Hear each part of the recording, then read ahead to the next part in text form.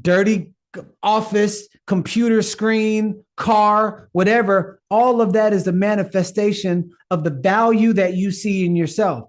So when you see yourself as pristine, and then you treat yourself that way, you eat yourself that way, you love yourself that way, your physical activity is that way. What you're telling the universe is, I am connected to all that is. And when you know for a fact that you are connected to all that is yours.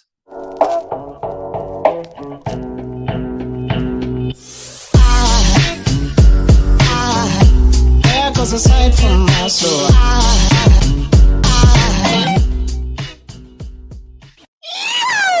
welcome to the Inspired Evolution. It is an epic treat to be here today. We've got with us Garrain Jones. Gerrain, man, how are you? Thank you so much for doing this.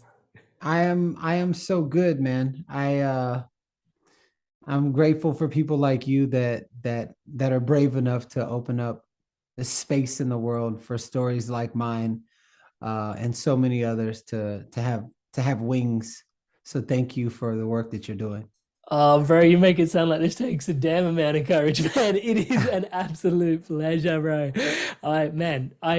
For those tuning in to Gerrain for the first time, I'm gonna be quick about this, but then we're gonna go deep into this. So he is, the way I'd put it, is the awakener of your inner artist within you, man. Whether it's mind, body, heart, spirit, all of that, bringing you in so that the artist within you can really open. We did a podcast previously on, not with Gerrain, but we talked about Toltec wisdom and how the whole life is just a manifestation of art. So on that, Gerrain, you probably know him as an author, other people know him as a musician, other people as a facilitator, other people guiding retreats, other people as a coach. And dare I say, this is all an expression of him just living life artistically. It's the same person. Right? It's just different manifestations. So, and actually affectionately known by many, I was going to say some in the intro, but I think many, as a master manifester. And I think that's probably, there's so much in your story to unpack, bro. I know it's super inspiring, but the key place, I think, just to sort of do it honor, but also honoring the time we've got in today's episode,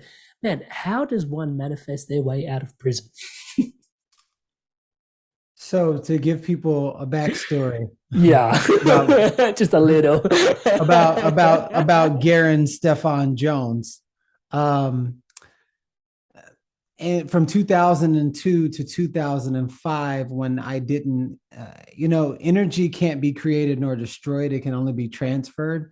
So I was not responsible for my energy, and that's when I was seeking different ways, whether it was healthy or not, to make money. And that landed me with opportunities to do drug smuggling in different countries and things. I ended up getting caught, and I was serving a 12-year sentence in France. But I got out in 2.5 years. So how did that happen? I didn't snitch on anybody. I wasn't an informant. Yeah. How did I get out of a 12-year sentence in 2.5 years? Well, you can't see the picture while you're in the frame. So this is only connecting the dots, looking backwards on my life. In hindsight. Yeah. And I remember there was a moment where I was in prison, never thinking I was going to get out. I wrote over 200 something letters. Only 5 people wrote me back. So what that taught me was how to love myself. That also taught me that no one was going to come and save me. I also developed an extreme amount of patience. And I just kept filling my mind with like positive affirmations and quotes, and reading the Bible, reading the Quran, just reading anything that would just like strike my interest on just growth in general. And there was a moment where, when I was in prison, I knew the feeling, because I felt like I was in prison before I even went to prison. It's like, it's almost like the cemetery is not where you see the most dead people. It's when you see people walking around every day with something that's died inside of them. So just how you can understand that, it's like the prison behind bars is not where you see the most prisoners. It's everybody walking around living a life where they feel like they're trapped in.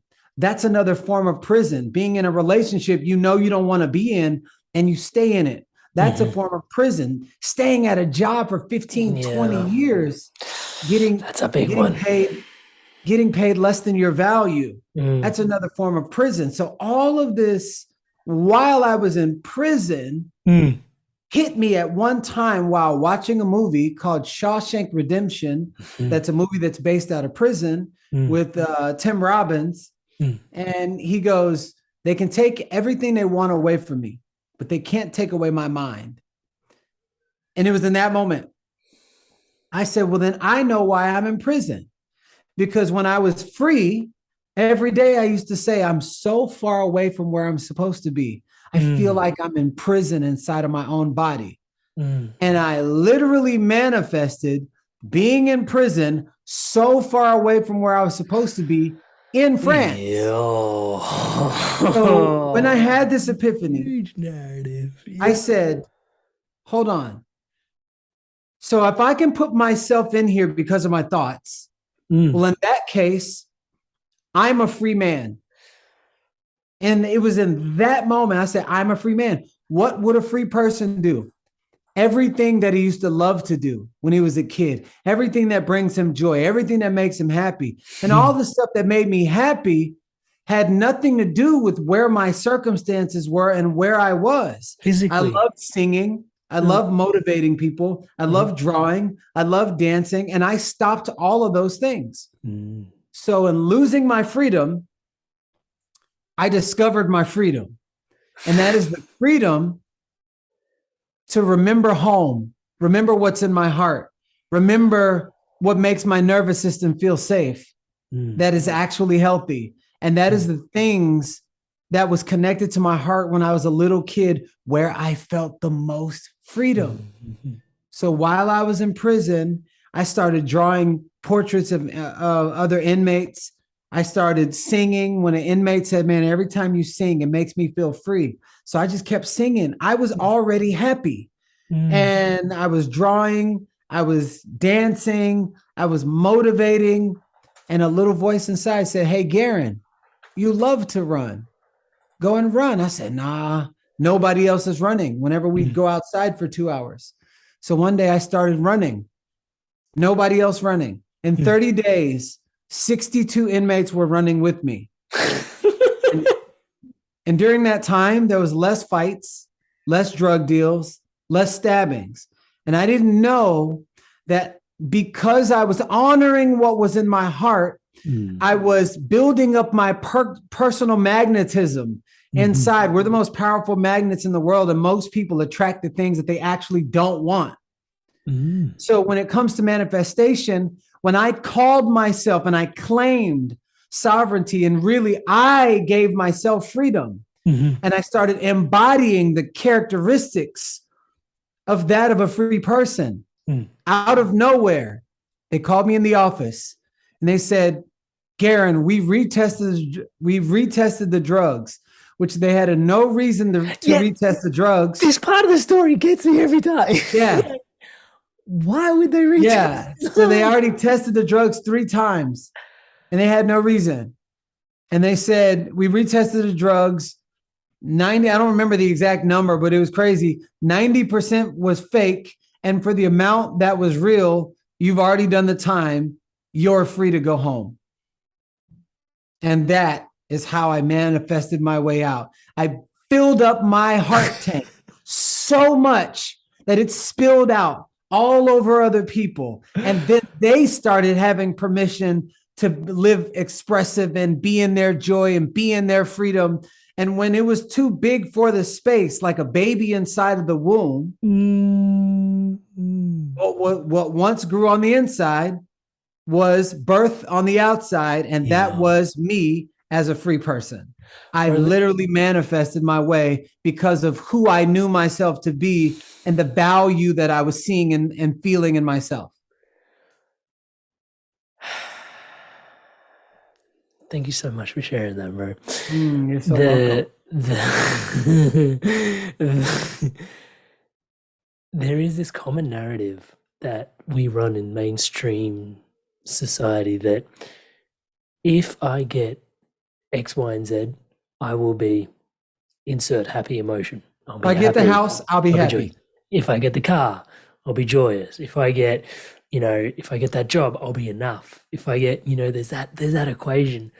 And in your story, like just the way it was like, fuck needing anything, it was like, it's the other way around. It's find it within you first, right? Is that a big part? And this is that magnetism that you're talking Yeah. about us pulling things in. Can you tell us a little bit more about the energy of that? Because I know energy is a massive conversation that you carry.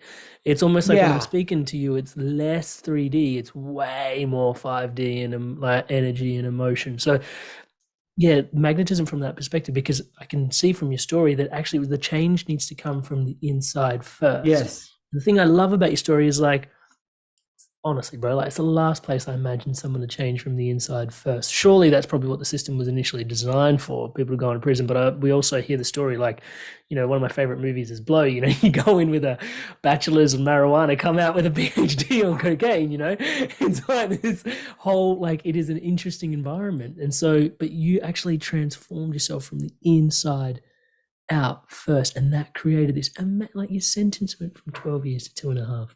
What the actual? So, in terms of energy, energy goes where energy flows. One. And when you have stuck energy, your body remembers everything, whether you're conscious of it or not. And when you have stuck energy, your channel is blocked. Like we're channels for information. When you think about like your ancestors, like 400,000 people had to die just for you to be here. You don't think they're not a part of their DNA? It's inside of you. So the little voices you're like, I don't know, this voice came out. I don't know. Maybe it wasn't yours. Maybe it was your great, great, great, great, great, great, great trying to communicate a message. However, if you're so bogged down by insecurities and hatred and what's going on social media and what they're saying in the presidential election and all, and then you miss the voice that says, do this, go this way, go that way. So when it comes to energy, energy needs a channel to flow through. It needs a channel. It's like a water hose. If there's a knot inside of the water hose, little spigots of water will go through. What I teach people is how to undo the knot so that whatever's supposed to go through is flowing through. So when you're a channel, now that magnetism then starts to flow through, and it's not getting blocked by your insecurity. You're like, man, I had a little inspiration, but then where did it go? No, it's like when you're an open channel for infinite wisdom, the byproduct of infinite wisdom filling up inside of you is a magnetism. It's like, it's the thing that makes you not have to try to sell your programs.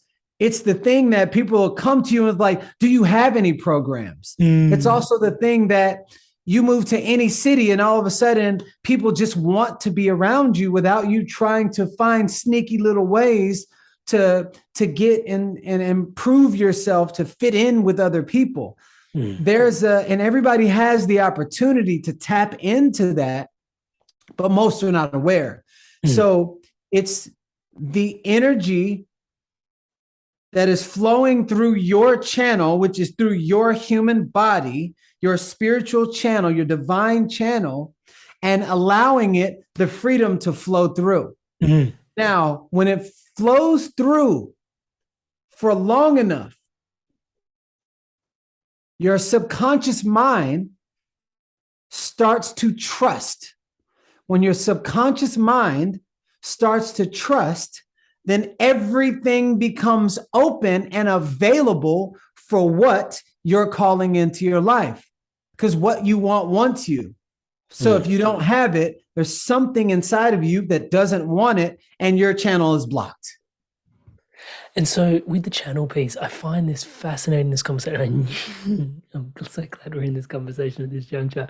So the channel piece, because it makes it feel, when I tune into channel, like I totally get where you're coming from in one way, but there's also the projection within me that looks at like channels and mediums, and then they're like, speak, other people are speaking through them, and I think that creates, I don't want to say a fear, but a dissociation towards the me identifying as a channel, right? Because it's like, who's talking through me, what's talking through me, and I totally get it. On the other hand, life is always expressing itself through you, right? Like Always. we're totally a channel, right? So in that, the conversation I sort of wanted to tap into, and there may be an answer for this, there may not, but I got to ask it because of where my curiosity goes, is within the channel, how do you know what's sovereign? How do you know what's yours? Like, or is any of it yours and it's all just creation? Like that rub in there, bro. Can you help me? Well, one, creation is not yours. You're either open to it or not. Creation was how we got here, and you're just you pass on the information. Yeah, it's almost like when a baby comes out, it's like a baby of a baby of a baby of a baby of a baby. It's information to information of information of information, and it's just a byproduct of the passing down of wisdom, the passing down of creation. Nobody's creating anything new. They're just having iterations of something that's always been here. Artist power is another way to say inner child. You know what I'm saying? So it's like, but it's a version. It's a version that's most connected to me. So when I say that, you don't have to be afraid, because if it was an ancestor, your ancestor is an expression of you. So if it's your ancestor, then it's actually you. When you can claim all of it, because now you're not separate from anything. Now I'm not separate from you. Now I'm like, oh my God, look at all the stars, look at all the galaxy, but you know that they match the amount of cells that you have in your body. You know, all the water in the world, all the water in the world. But therein also lies a rub, bro. Sorry to just drop in there, but what about all the suffering in the world as well, man? Like there's a lot of suffering and there's a lot of pain, like starvation. Yep. Unpure waterways, like almost feels like the bush is burning, like. And you know what? All of that is a version of us. All of it. It might be a different iteration. But I don't know anybody who's never experienced trauma and suffering. I don't know one person. Nuns, Jesus, everybody has experienced some form of trauma or suffering. So when you can look at it from a framework of, oh my God, that's not separate from me. That's me teaching me how to love myself from an aspect, like a different version of me, like a different variation. It's like you're looking at the universe and saying, oh my God, look how vast it is. But could you really look in the mirror and say, oh my God, look how vast I am? Because as above, so below. So as without, so within. So if you're connecting out there saying, oh my God, and then you're like, oh, I'm not worthy. Right there is the chain. That's where the link in the chain is, because you're not connected to nature. But when you're connected to nature, anything that becomes a part of nature benefits from its resources. So it's nature giving back to itself to amplify creation. And now we're back to creation again, which is a forever existing thing, passing on from one thing to the next. So even in the suffering, there is creation. Babies are born through blood and chaos. So like things, like if you just leave it at suffering, you miss the other things that happen.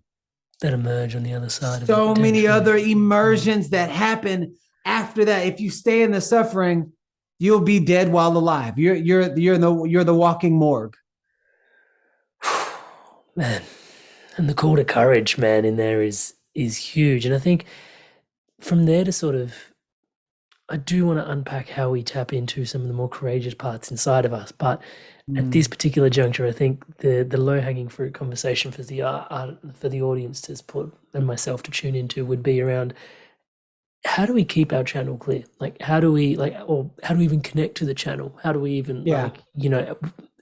channel me? Yeah. Help, please. So you're already connected to the channel, but when people are asking that, their disconnection comes from probably the salty foods that they eat, the porn that they watch, the insecurities that they have, the hatred that they have towards their father or their mother, the like the hatred that they have towards the government. It's like, and it's all this negative energy coming out. And so if you look at your body as a temple, and they say God is in any and all things. So if God is in any and all things, that means God is inside of you. But if you don't take care of your temple, that means you don't take care of God. So now everything becomes a reflection, a direct proportion to how you treat yourself. So if you do take care of your temple, like you would take care of your flute, you would take care of your dog. People treat their dogs better than they treat themselves. No, my dog can't eat that kind of food. But then they just stuff their face with any and everything. It's true. They're like, oh my God, my little kid can't watch curse words, but you're watching porn at night.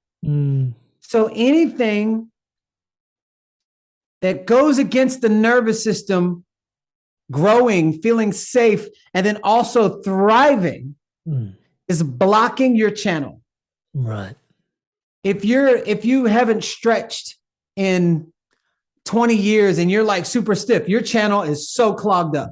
100%. If you never drink water and you drink alcohol all the time, your channel is so clogged up. It's not about what's right or wrong. It's only new levels of awareness. But if you look at your body as if it were an instrument, and you were just putting any old thing in there, you were saying any old thing, you were thinking any old thing, how do you think the instrument would blow? The music has got to come out. And if you want the music to come out clearly, how would you take care of that trumpet, that guitar, those piano keys, that flute? No. And if you can give something outside of you more delicate attention than you do yourself,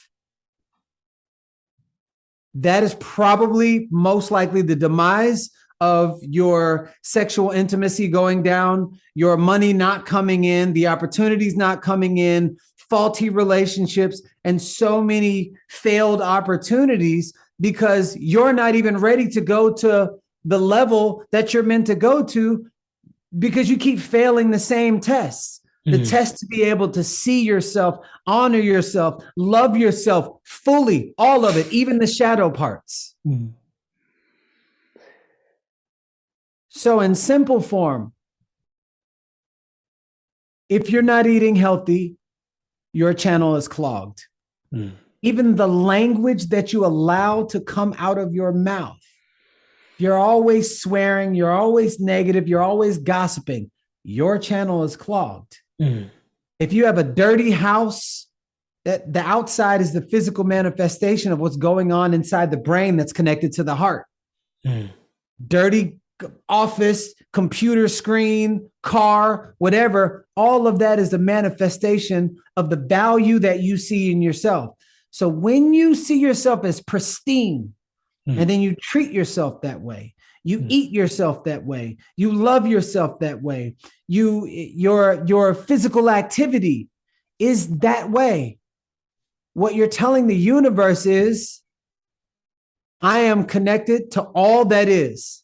And when you know for a fact that you are connected to all that is yours.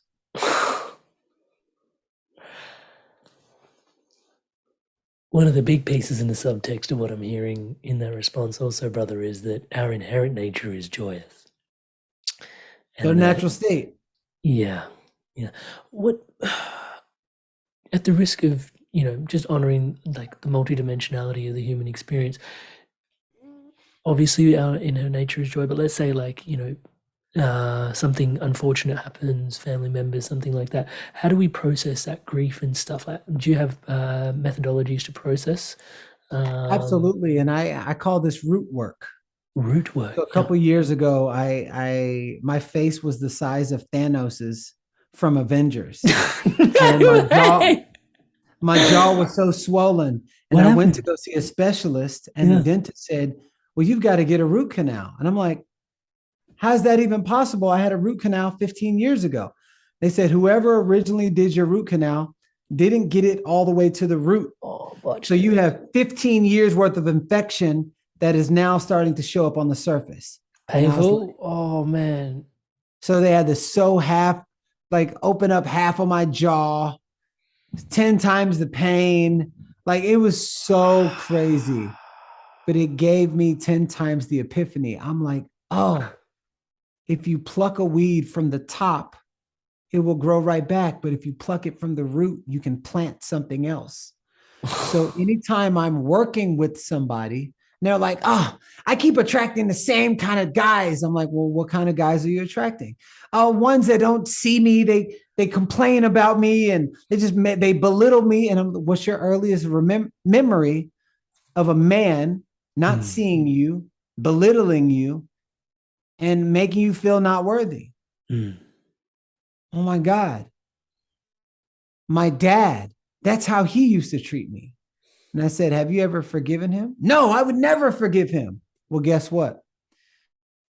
Wherever you go, you still got to take yourself with you, and your blues will follow you.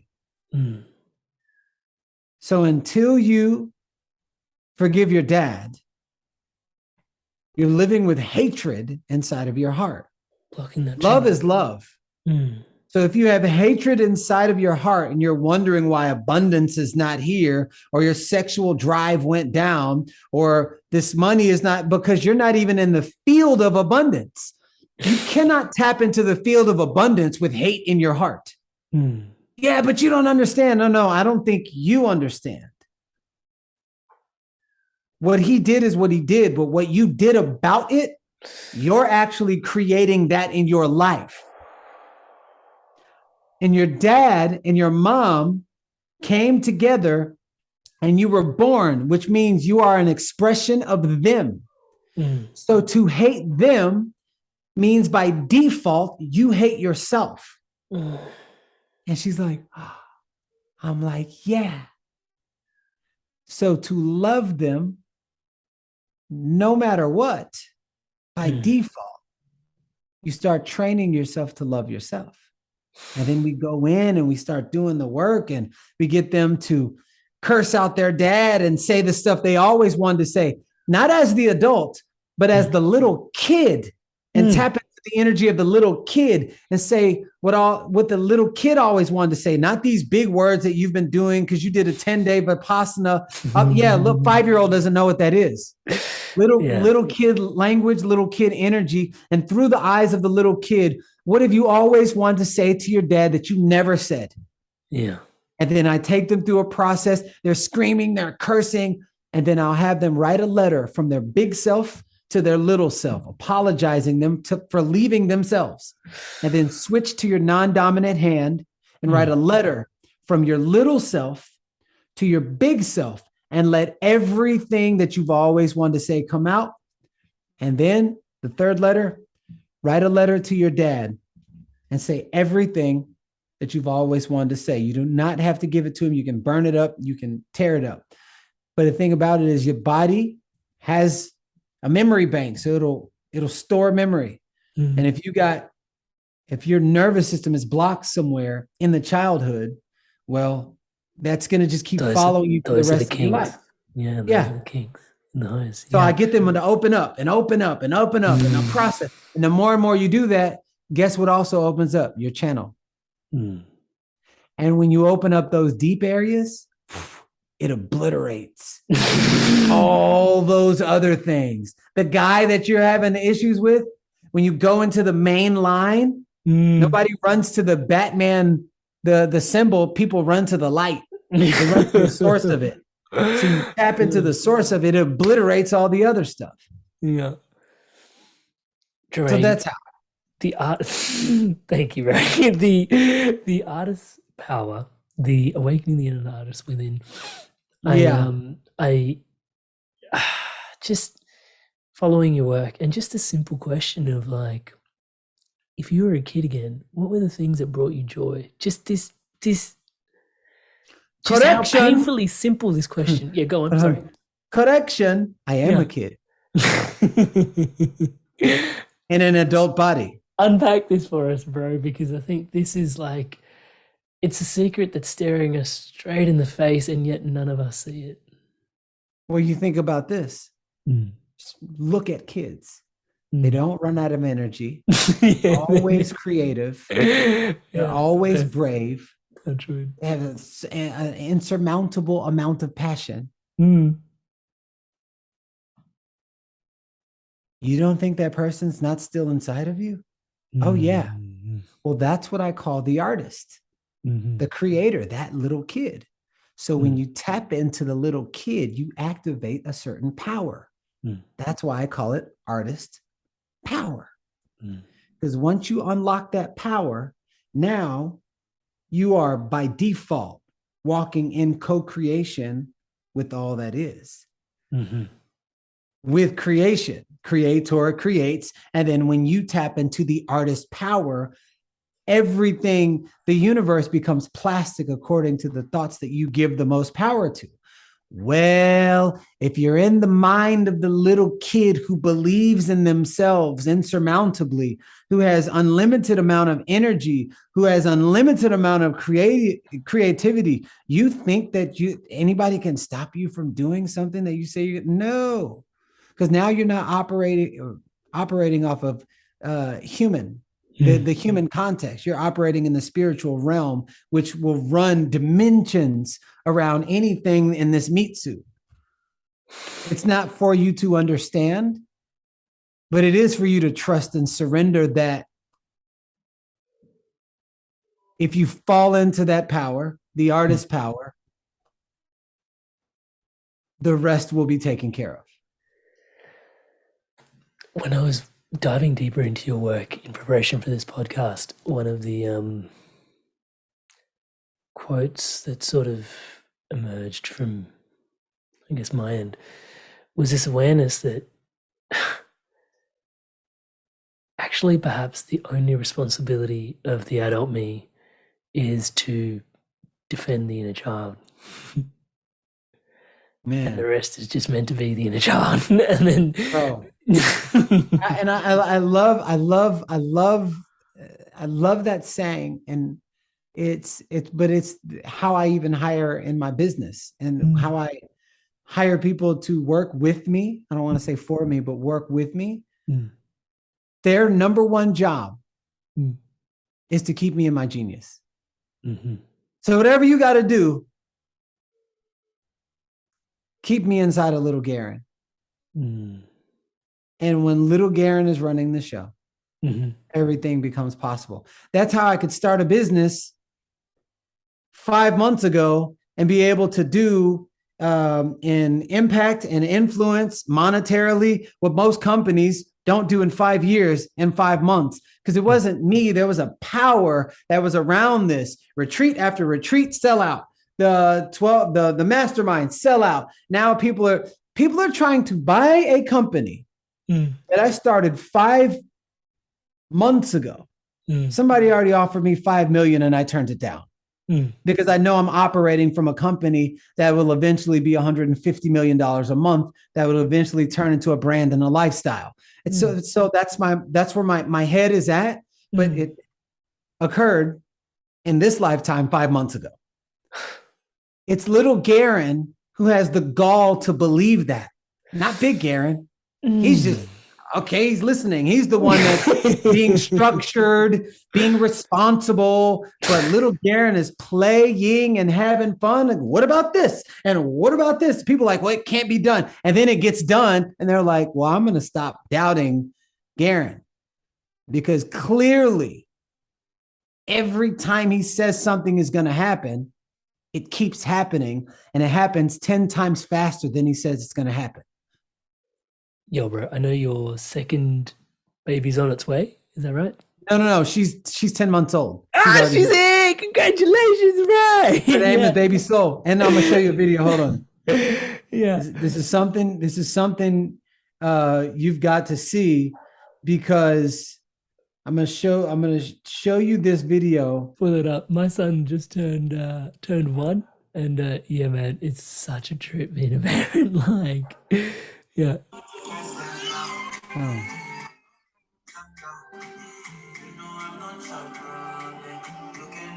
yeah, she's dancing.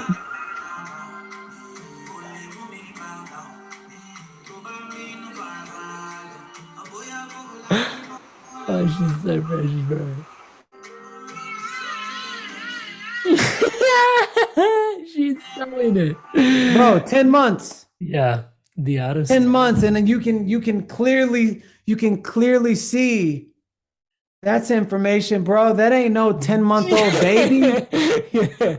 That ain't no 10-month-old baby. Yeah. So there's two parts. The place I was going to go with this conversation, I'll go there and then I'll come back to this other point I wanted to talk to you about, because as parents, like there is such an, I don't even want to say the word invitation, but uh, I've been contemplating obligation for a minute, like the word obligation and what that means. And probably because there's this like stagnant sort of societal sort of dialogue around what responsibility looks and feels like. And in there, I guess when we're talking about this inner child and the play and, tuning into this podcast, I know that, all the things that you were doing in the prison, those are all the little inner G things, right? It was like running, like drawing and like singing, like expression that was just like letting it all out, filling up that cup to the point where you manifested your way out of prison, right? Now, some people tuning into this podcast, and sometimes even myself included, I put my hand up in this, it's like, but I got responsibilities. I ain't got time to play. Can you help me flip the script on that, bro? Yeah. I have a friend who's a doctor, and she told me, she was like, Garrain, I really love the work that you're doing, because you're working on people's nervous system and their mental, and just working in a line of healing. And most people who come into my office are some of the most negative people. And oftentimes the people who heal the most are the ones with the more positive outlook on life. So a lot of the dis-ease, the diseases that occur in the mind first. And she's telling me this, and I'm aware, but I'm not a doctor, but I've seen beyond miracles happen, yeah. And I've been a part of them, and I've seen it with my own eyes. And there's people who can be in that line and say, you know what, I don't have time to play. I don't have time to be joyful because I got to work. And then all of a sudden you get a heart attack by the time you're 50, and you're like, wait, I'm too young to die. What's the message? Like, where does that come from? Where does the ulcer come from? Where does it come from when you really think about it? And then you start studying people who stay alive to their like 105, 104, 110. They live moderately, they eat healthy, they get great sleep, they play. I've never heard of someone living past 100 who doesn't have a recipe of play in their life. Why is that so important? Because the very nature of the thing that's keeping us alive, our heart, the EKGs of the heart is one of the most powerful frequencies in the world. You mean you're going to do everything outside of use the thing that's keeping you alive? It's probably like a little person inside knocking, going knock, knock, knock, knock. And after 30 years of not answering, maybe that person is like, well, nobody's home. Last knock. So it is, and I don't say that with absolutes, but I say that with personal experience. Mm. A fountain of youth Mm. that allows you to tap into your natural age, Mm. not the age where you've allowed life to beat you down. Mm-hmm. That's not your natural age. Your natural age is how you look like when you truly love yourself. Because that's who at the core of who you are. Mm. There's a natural age. But then there's the core of who you're not. And that's what people go to their grave with. Because there was a lady and she lived till quite old and she sort of blew the gasket on this awareness for you, right? Like in terms of Oh, how she yeah. carried herself. She's 104 years old. She was my 104, 103. She was my neighbor. Yeah. And I lived in an apartment complex where the youngest person outside of me was 75 years old. So all I did was ask them life questions. Yeah. And this lady that was 104, she looked in her early 70s. And I said, how come you don't look so old? She said, age doesn't make you old. That's when you let your life beat you down. That's what makes you old. Mm. When you're in relationships that you don't want to be in and you stay in them. All those That's what makes kinks in you the old. channel, bro. Yeah. Yeah, when you're stuck at a job that you know you don't want to be at and you stay there for years. Mm. That's what makes you old. Because it weighs your soul down. Your spirit starts to sag. She said, that's where wrinkles come from. And then she smiled and she's just like, I was like, bro, I'm not going to wait till I'm about to die to finally start living. Yeah. So in that moment, I chose to live and not just exist. And play. So, bro, this isn't a question, this is just an opportunity to riff. I think this is probably a dance around etymology a little, just the word play and how it also can mean story and how much our work of like the stories we tell ourselves. And you mentioned this earlier in the podcast. It's like your dad may have done something, but then also what you told yourself about what happened and you're still carrying, like you can't outrun your blues, you bring them with you even if you go away. And so the stories that are there, and I know like you're world renowned for your work with mindset and perception, but also the story we tell ourselves, because I know, you know, you've shared in the past that, you know, there was points where, you know, you were telling stories about what was possible, and you know people were like, dude, you're full of shit, and you were like, okay, like yeah, somehow in the 3D, but then that ended up manifesting. So this play story and the nature of reality around all of this, man. And again, back to the manifestation, can you unpack some, like, there's no question in there, it's just the riff. Well, play stimulates your heart. When the heart is stimulated, it starts giving off frequency. It's kind of like when a whale is going, it's calling something, calling other whales. It's sending out warning signals. It's doing certain things. It's like a radio signal. Yeah. So when the heart's stimulated, what comes from the heart goes into the heart. So when the heart's stimulated, it starts opening up. It starts softening. And when it's softening and opening up, now it starts working its way and sending signals to your brain, sending signals to your vocal cords. When the heart is closed, you sound very different than when the heart's open. So all of that is connected. So if the sun is blocked, then it's nighttime and you can't see. But when the sun is not blocked, the light, you can see everything. When the heart is blocked, you can't feel anything.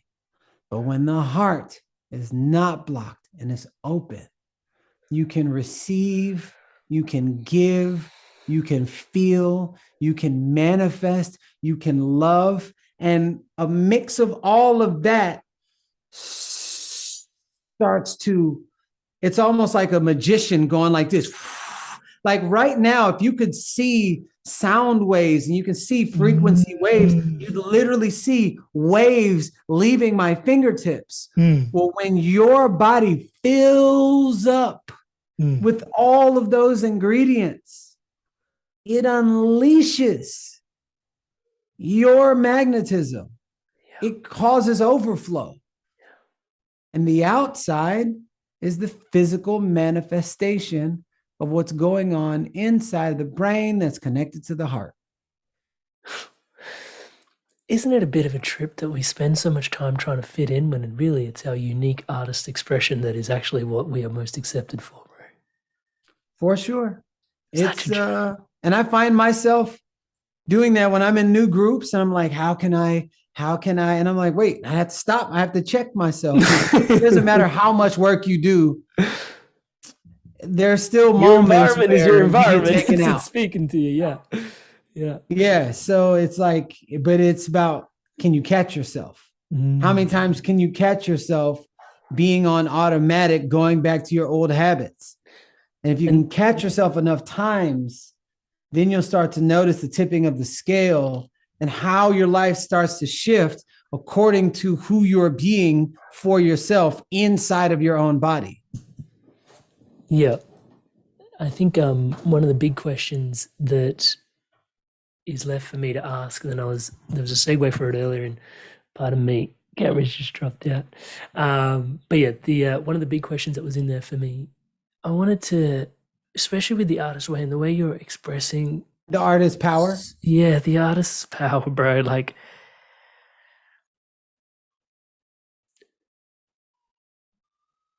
I'm not saying that there's no value in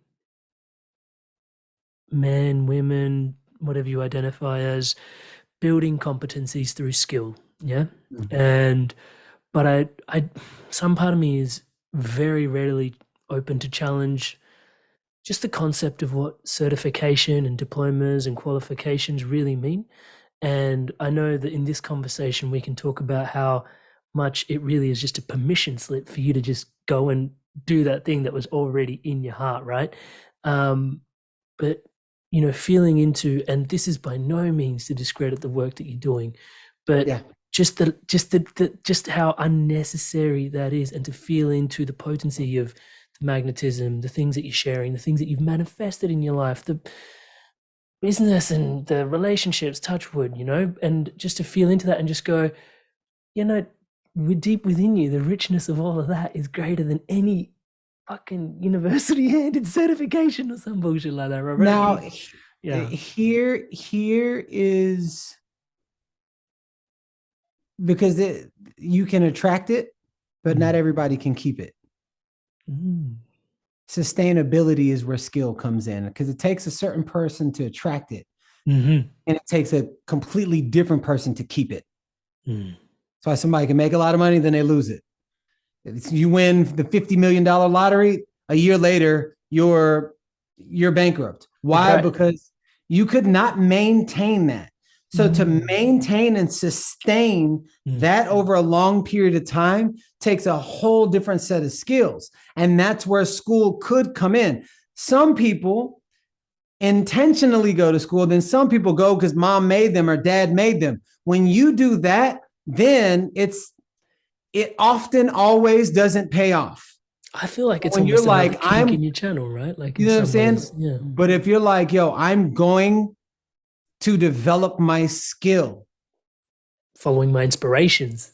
You see what I'm saying? Yeah. To add on, because if you have the certificate, well, then you're going to have to learn this right here. And then if you learn this, but you don't learn some form of schooling that teaches you how to teach and leadership and leading yourself and responsibility and all that other stuff, then it's like wasted talent. Yeah. Then it's like a revolving door and you can't keep it. And then you just become, it's like on your tombstone, then people's like, man, he almost made it. He almost. So I teach people, this is a certain thing. You attract it. Now you got to keep it. And that has to do with leadership and skill set, sustainability, durability, staying power. That's a whole nother ball game. Yo, I feel like therein lies mastery, the way you're describing it in terms of the manifested sort of playbook. For sure. Yeah. Man, there's so many movements that you're a part of, the empowered men's work, the retreats that you're running for yourself. Obviously, if we check out your website, coaching is nice and primed and ready to drop into. Gerrain, like there's so much in terms of you expressing yourself so openly and freely, and the abundant gifts that you've shared in the world. Obviously, your book is a great place for people to start. What's the sort of way marker that you sort of bring people into to sort of, hey, if you want to check out more, check it out here? So, I have a couple of just on-demand workshops for relationships, whether you're single or you're in a relationship, and get unstuck programs to process of extraordinary breakthrough. That's on my website. And then I have another retreat coming up. There's people flying in from Israel, from the Netherlands. It's like people, and there's like 13 spots left. Yo. And that is October 13th through the 16th. It's called Awaken the Artist Within. And it's a retreat. And 4 days? 4 days? It's 3 days. 3 days, yeah. The VIP is already sold out. So it's you come in on the 13th. So 14th, it's a 3-day retreat. So 14th, 15th, and 16th. Great. Yep. Yeah. Awesome. We'll put links to all of that in the show notes below. Brother, like, what do I say? Thank you. Thank you, brother. Thank you for your questions. Words, man. Those are just words. But honestly, I have to express my gratitude. Thank you so much for coming on today, sharing yourself so openly, abundantly, vulnerable, and even just the dark, shadowy bits in your story that helped you uncover, from the depths of the ocean, the pearls of wisdom that you get to share with us here today. And I know it's not just today's conversation that I get to thank you for. It's the lifetime's work that you've put in that informs us here today. So, brother, really deeply, thank you so much for this. You're so welcome. And thank you so much again for your brilliant questions, because when people ask me different questions, I have to go in different parts of my mind and heart. And it's always fun to share fresh new responses. Oh, it's an absolute blessing to receive, brother. And on behalf of myself and the Inspired Evolution Tribe and audience, wishing you all the best on your journey forward, brother. Thank you, brother. Hey guys, if you enjoyed this video, give it a like, leave us a comment. And if you want to stay in tune for the new episodes launching every Monday, hit subscribe, and I'll see you in the next video. Stay inspired to evolve.